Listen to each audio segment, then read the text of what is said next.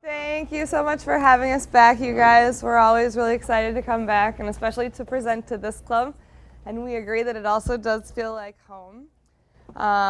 We were just mentioning to John that not all of the Rotary clubs sing songs. We actually haven't visited any other Rotary club that sing. And we really appreciate that about you guys, among many other things. Just a little recap, we are visiting Rotarians from Granada, Nicaragua. We're both from Minnesota originally.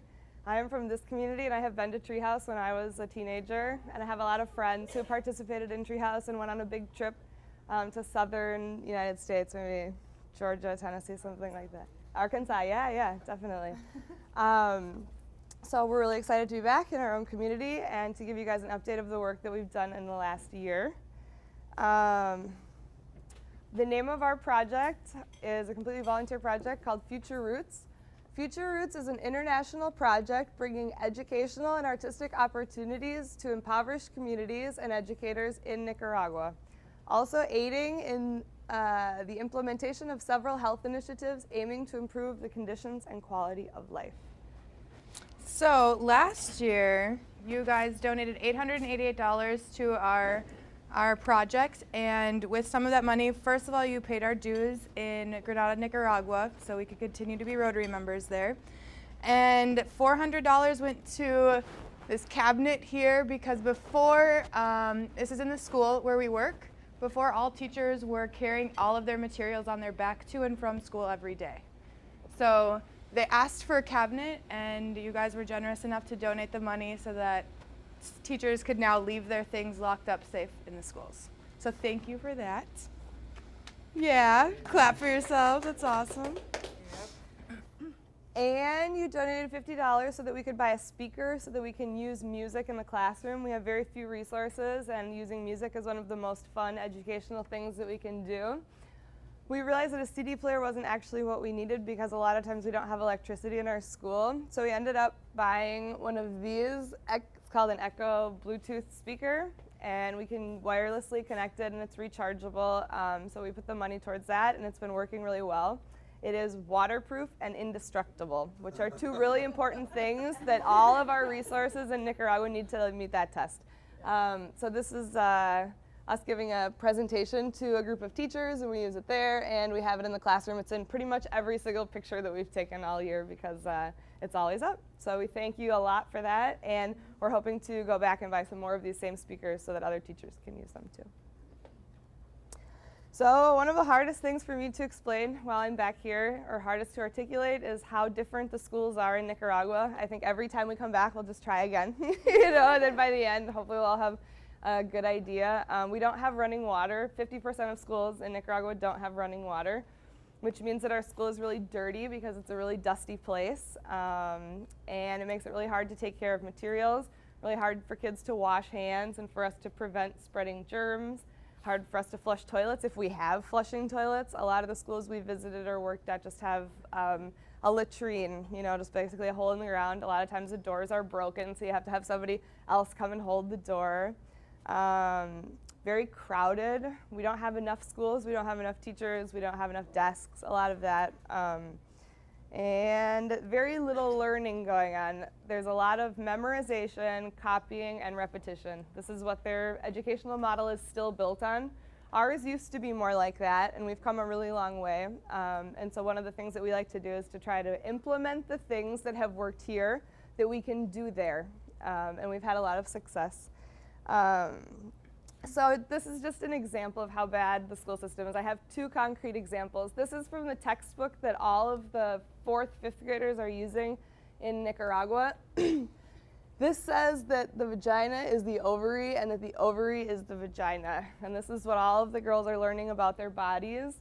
So it kind of shows you that they aren't fact-checking, that their textbooks are not just out of date and in bad condition, but they're inaccurate. So the question that went along with this assignment for the young lady was, why is it important to humanity that that women keep reproducing? So this is kind of the mentality, not what steps need to happen for a pregnancy to occur or what steps would you take if you wanted to avoid becoming pregnant, but why does humanity depend on you becoming pregnant at the same time that they're not teaching them accurately about their bodies? So it's just kind of to show you that we've had some of these shocking moments where we're just like, wow, nobody would believe this in the United States. So that's why we show you this.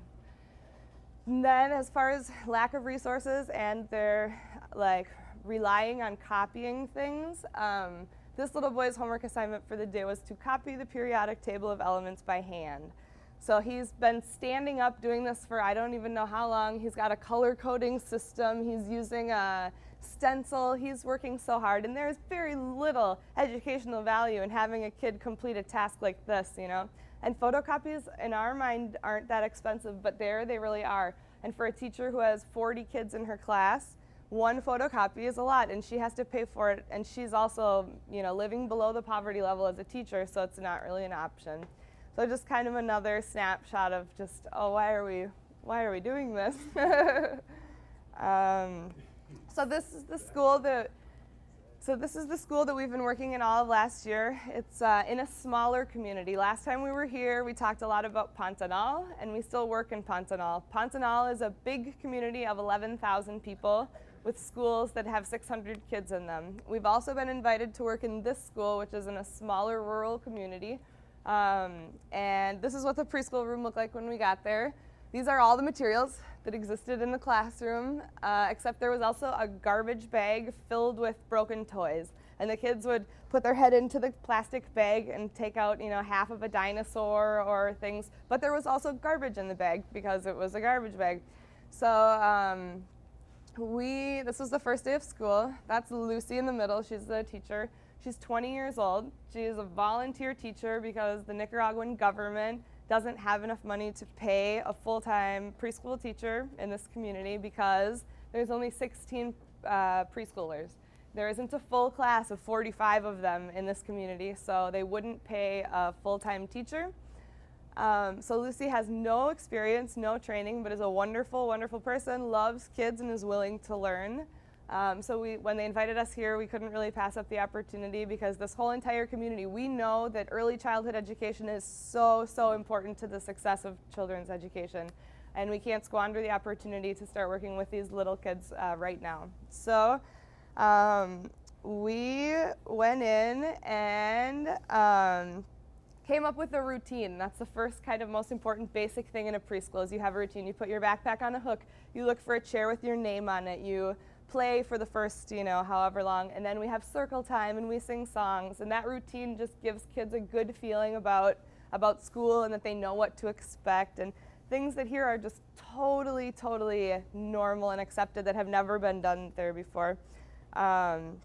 We organized all the toys and put them into containers. This is a clear container that usually comes with bed sheets in it, and they're perfect for us in Nicaragua. We're kind of collecting them while we're back too. They're waterproof and see-through and indestructible. So we just put a sign on it for blocks, and now all of the kids keep the blocks in the block container. And that means that now kids build towers out of blocks, which is a developmentally appropriate thing to be doing at a young age. Instead of having our toys all thrown together all over the floor, we see now that kids take care of the materials, which is a huge success because that means in every grade that they go through, we will be able to have other materials and they will last longer because they'll know how to take care of them. All of the kids who are in the oldest kids in preschool can write their name now. After 2 months, this is a miracle. In the past, kids have stayed in preschool for 3 years not learning how to write their name, coming into first grade, having no idea how to write their name. But after working 2.5 months with us, they're all writing their names and really, really proud of it.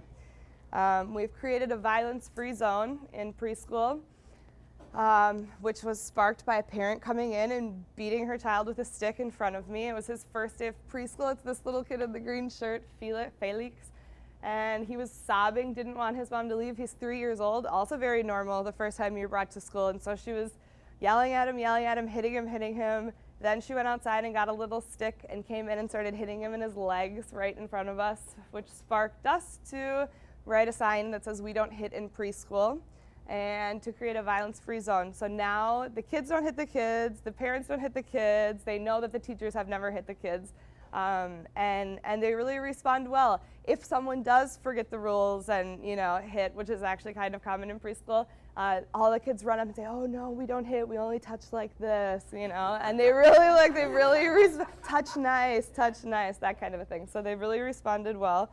And we've had a lot of fun this year singing and dancing and using music and movement in our classroom too. Yep. So our preschool room has come a long way. This is now what our room looks like. First of all, we deep cleaned the room. It needed to be cleaned. It took us like 3 days. And it's not easy when you don't have water. We had to no deep water. clean anything. So we had to recruit some kids to go down to the lake to fetch water to bring back up so that we could use it to clean the room. I also cleaned and painted all of the boards that hadn't had paint on them for probably 30 years. So we did that, and then we also collaborated with a couple of artist friends of ours in Nicaragua and painted this awesome mural in the room, which has brought like a whole new life to our classroom, to the kids. Other than that, we've like organized materials, and so the mural really has changed the dynamics of the room because the kids can relate to it. The little boy's reading. They all want to read books now because the little boy in the mural's reading. Can I jump in and say one thing about Sure. that too? Is the beginning of school, we couldn't have set a book down on the table in preschool. It would have been destroyed because they didn't know how to take care of materials, because they don't have books in their house, and they've never been taught how to take care of a book. So we found as we were deep cleaning, we found broken books, ripped up pages, so we made a pile of those, then showed them some really nice books, and we talked about that. What happened to this book? Oh, a kid ripped it. How does that make us feel? Oh, so sad, it's so sad. Which book would you rather read? Oh, the new ones. Yeah, why? Because they're so much better, And now, if we, like in the last picture, you can see that the kids all sit down and read. We can set all of the books out on the table. We can send books home with the kids. And this is bigger than it seems because we're starting to create a culture of reading and kids who enjoy reading and can take care of materials. So it's one of the cutest things ever. We taught the kids to lick their finger and turn the page. So like kids who've never read before, and now they're like licking their finger and turning pages. Because their natural instinct is to like, pinch it together and bend it and then turn it. So you got to show them an alternative, and then they love it. Yeah. So our classroom now is like, it's a place for kids to unleash their creativity. It's a room that promotes learning. We've opened up the imaginations of our kids. They love this art piece, and we should never underestimate, how art has the power to like truly transform a space. And we want to provide that for our kids because it's really important for them to have this opportunity to learn. So, did you want to talk about the table? Sure, we also decorated these tables and laminated things on them. So we have a shapes table, we have numbers on the table, and it's just laminating paper and nothing, nothing outrageous. This table has like placemats, so they play restaurant there. We do a lot of make-believe dramatic play with the resources that we have available. Yep. So in addition to the work that we do in schools every day, we also are involved with 2 Rotary health initiatives. These are awesome dentists from Grand Prairie. They're a Rotary Club in Grand Prairie, Texas, and they've been there for the past 2 years. They visited twice with us. The first year we saw 500 kids in 3 days. So like we're doing huge projects with these kids, with these teams. So these dentists come down to do a sealant project, which is they put sealant on teeth to keep them from disintegrating more. The problem is most kids just need their teeth extracted. So it's not a really fun thing, but it saves lives, and we need that. And so at the end of the year, or at the end of their time, they always leave us with a big box of dental hygiene products, toothbrush, toothpaste, things like that, so year-round that we can continue dental hygiene education in the community and provide things needed and necessary for the kids. Secondly, we have a new project that we're working on with the Club of Muskogee, Oklahoma. This is Daryl Ward. He is awesome. He is an angel. He's come into our lives because a lot of these communities we work in have no water or no clean drinking water or water to cook with. Daryl has drilled 9 wells in Pontanal, which is awesome. He also gifted this filter to the community center we work at, which will provide clean water for 30 years to the entire community, which is really, really awesome. The machine has the technology of a kidney dialysis machine, which takes out all bacteria, viruses, and stuff like that. And in the country where the majority of people live on $2 a day, they spend like 1/3 of their income on clean water. Like to give them these bucket filters which he also distributes, really changes, the quality of life. So, oh, and also Daryl is coming to visit us, and he's going to meet with John Slama, and we're really excited because, I'm sorry, I'm sorry, and he'll be here for our fundraiser on July 11th, so to get to know people and. Yep. So if you see this guy, who will kind of stand out at our fundraiser, he's a really tall, like Southern drawl kind of guy. Please say hi to Daryl. Yep. He won't be in Friday in time to come to a meeting? No, he comes in Friday night at midnight, and he leaves Sunday morning. So he's really here for one day. Yeah. Yep. We wanted to come meet everyone. Yeah. So, in addition to the water project and the dentist project, we have one other kind of special opportunity that we're excited about, which is teacher trainings. Last year, you guys also gave us $100 for teacher trainings for cost for photocopies and other materials, and we did give 2 wonderful teacher trainings, one on music and one on literacy, to almost 150 first grade teachers in Granada, Nicaragua, and it went really well. The Nicaraguan Ministry of Education, the Nicaraguan government that is in charge of education, is really trying. They really want to break away from the memorization, the copying, and the repetition. They know and believe now that this is not the best high-quality education that they wish for the future of their country, but they don't have a lot of ideas on how to do that. They've said to the teachers, do fun, interactive activities with your students, but it's illogical to expect teachers to come up with activities that they don't know exist, because these teachers have never experienced them. So it's kind of a shot in the dark for the teachers who already have a very difficult job. But they have noticed how much success we've had in our classroom and have invited us to come back and to give the teacher training every month for all of the first grade teachers in Granada, Nicaragua. And we're really, really excited about that opportunity and can't pass it up. Yeah. So. And our philosophy is that we don't need millions of dollars in iPads for all of the kids of Nicaragua, that we can teach them to read and we can teach them to think critically without tons of money. And these are some of the topics that we would include in our vocational trainings, which is classroom management tools, organizational strategies, literacy, music, educational games, and recycled art projects. And with your support, we'd like to, while we're giving the presentations, to recognize Rotary with the Rotary banner, and to connect clubs. Yep.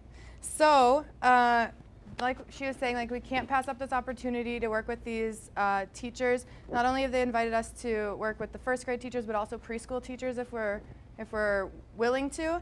So what we're here today is not only fill you in on what we're doing, but also to ask to submit a more detailed proposal to your board requesting funds to help support vocational trainings for teachers and educators in Nicaragua. And with your support of your club, we'll be able to train 500 teachers and reaching over 10,000 students, which is a really, really big deal. On top of that, we also really would like a photo with all of you guys to show our community who is sending us to help them. So before we leave today, hopefully we can get a group shot of all of us. But we have a lot to say, but you guys probably have lots of questions, so we'd love to hear questions that you guys have.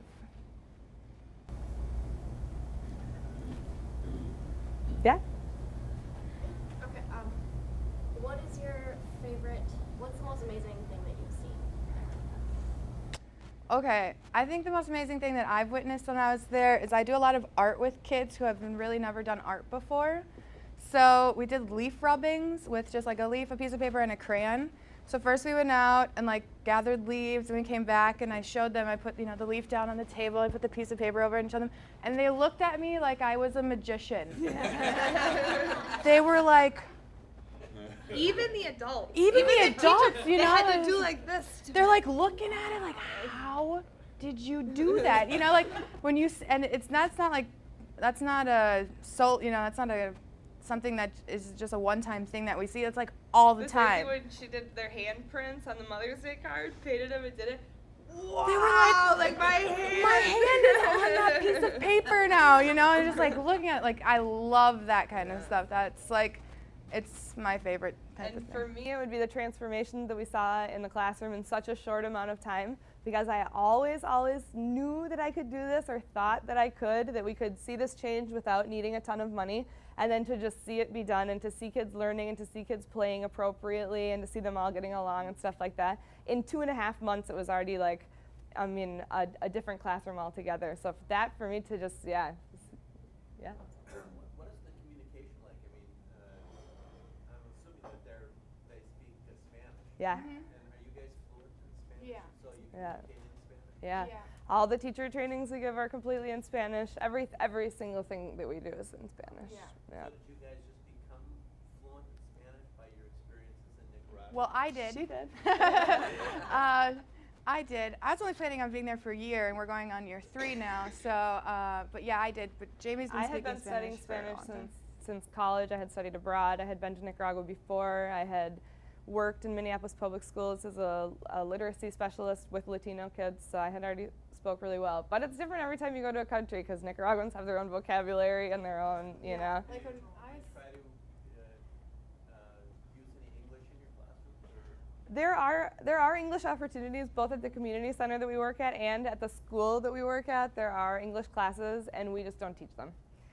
We, because I'm so invested in Spanish literacy, I really believe that until you know how to read fluently in your own language, you shouldn't really be trying to learn how to read in English. If you want to learn how to speak a foreign language, that's great. But to introduce other letter sounds and other things before they know how to read in their own language. And Spanish is phonetic. Every letter has a sound. There's a couple exceptions, but it's nothing like English. English is so difficult to teach, I don't even want to.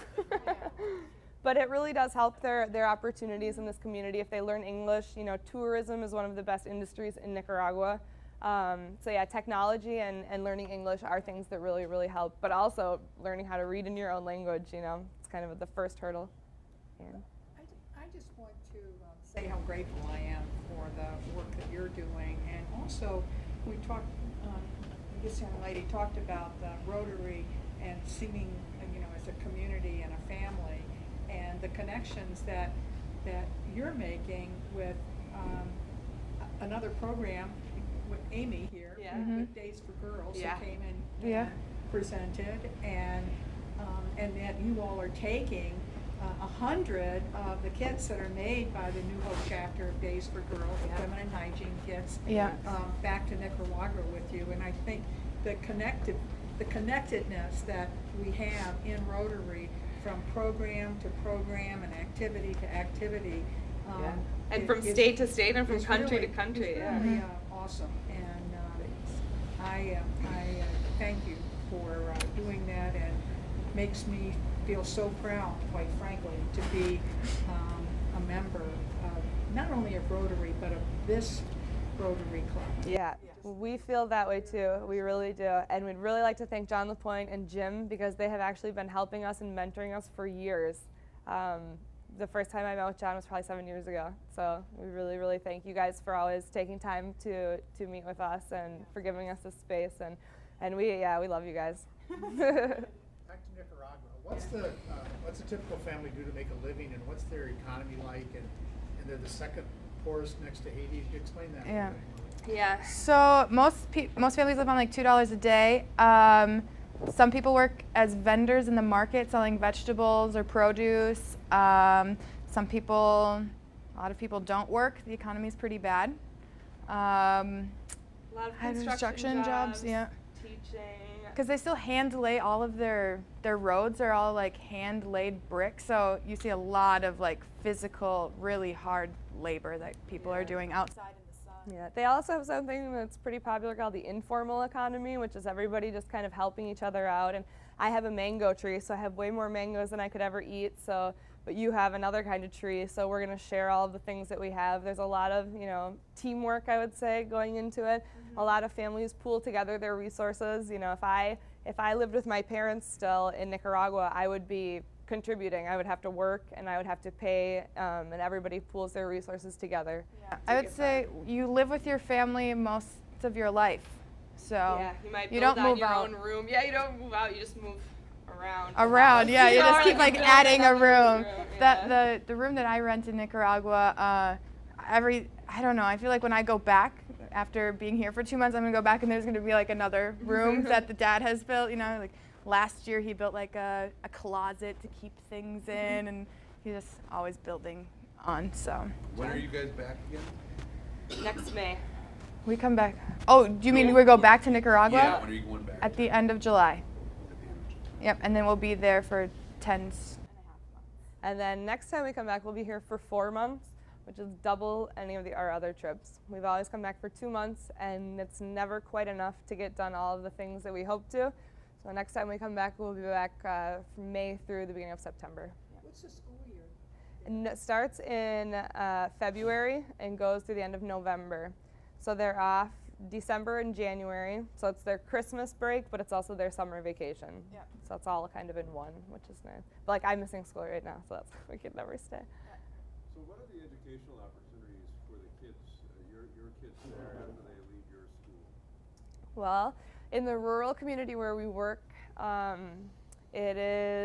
it was a volcano that exploded 25,000 years ago. So we live in a crater, so we're kind of isolated where we live below sea level. So if they want to go to high school, they have to walk up a mountain essentially. It is so steep. It's like 2 hours. It's almost as vertical as this wall, it really is. So they have to walk up to school to go to the middle school. And it's not like just a walk on a road, it's like the jungle. Yeah, You know, yeah, like they gotta, like, yeah. It's not a road. maneuver They have to their- take a shortcut, or it would take way longer.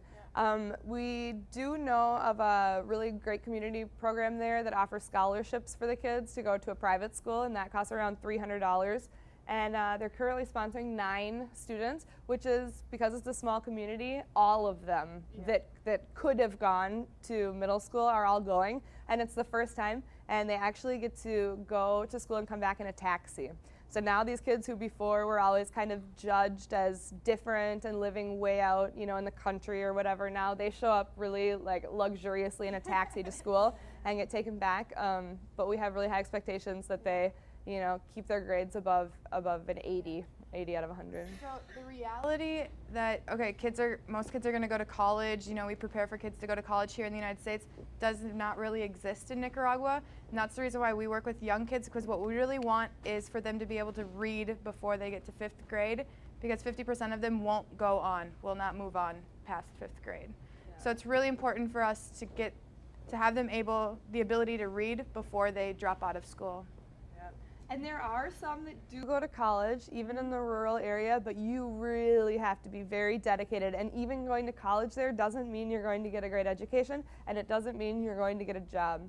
There's a lot of other factors, so it's definitely, like what Liz was saying, highest elementary school dropout rate in Latin America, comparable only to African countries. So it is just a totally different ballgame.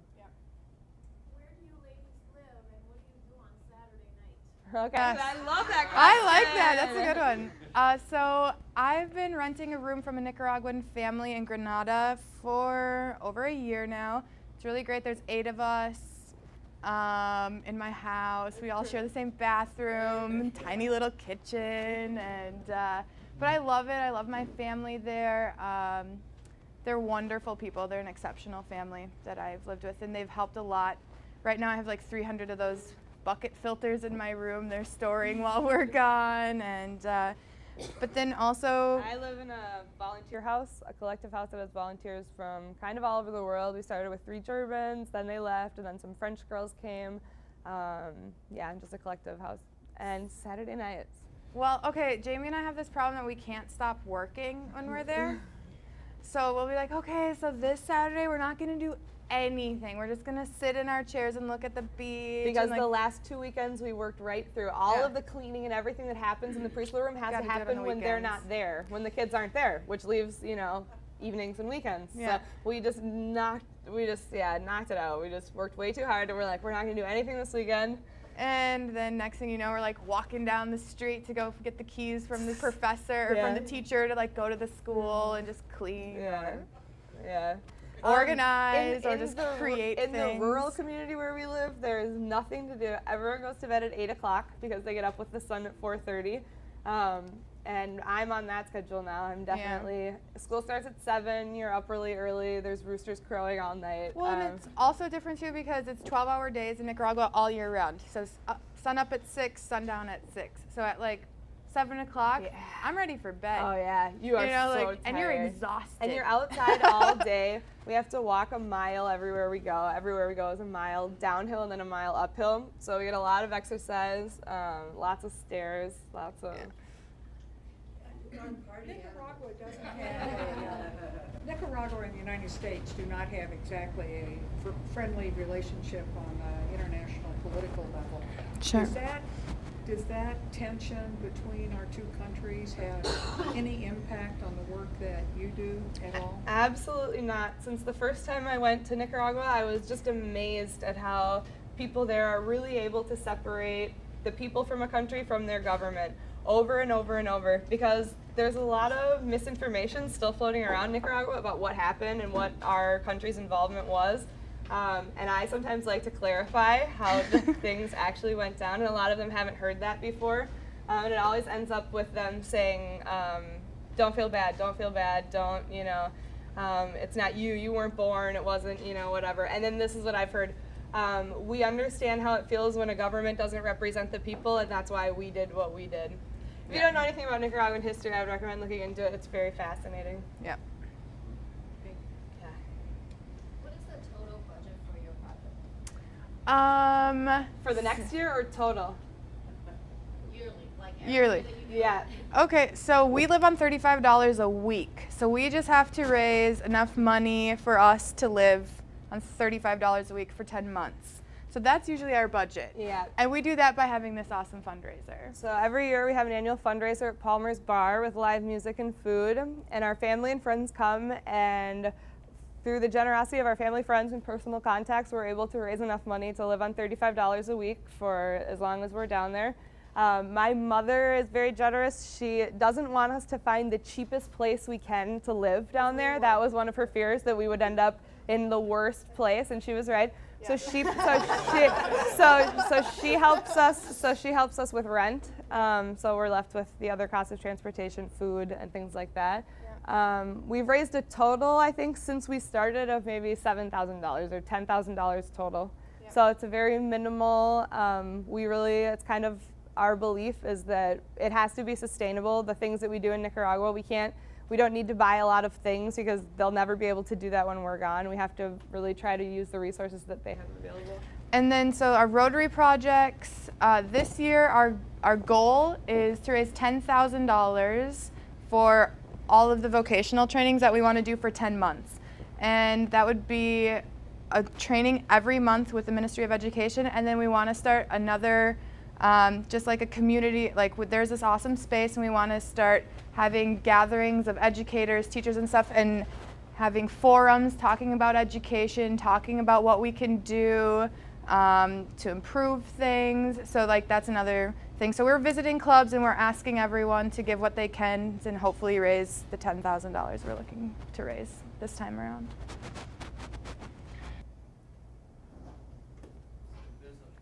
Obviously a lot of needy areas in the world that need help. Why Nicaragua?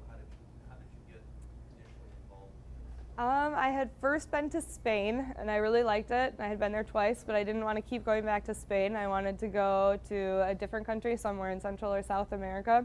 So I read all about it and found a volunteer project there, and I went down for 1 month. And I was really lucky in the timing that I went. They had just built a school in Pantanal in a neighborhood that had never had a school before. So I was part of a team of 15 volunteers or teachers who would come every day and get the kids used to going to school for the first time. And they were there waiting outside the gate every day and would just run down the road to us. Their parents were thanking us. We didn't build the school, but they were so grateful that their kids had the chance to go to school for the first time. It really impacted me. And I really like a challenge. I really have always enjoyed working with the challenging kids, the really difficult ones. I really think that they aren't that difficult to figure out, and that kids all over the world just want love, and they want positive recognition and chance to learn while playing. So I think that, it also has to do with, just how much I love Nicaragua and how much I love those kids. And my story's a little different. Jamie and I met in college. We became friends, and then I don't know, what is it, 4 years ago now, I guess? She was like, I'm going to Nicaragua for a year. Do you want to come? And I was like, well, I don't speak any Spanish, so I don't know. And then I decided to go, and it was probably the best decision of my life. I speak another language now. Well, I already spoke German, but now I speak Spanish, which is much more useful, and I fell in love with the country and the kids, and the women in that country are awesome and inspiring, and yeah, that's why I'm there. You guys have been doing this for how long? He'll be 2 years. It'll be it'll be 2 years. In completed September. In September. Yeah. So starting in 3 days. So. You've accomplished quite a bit.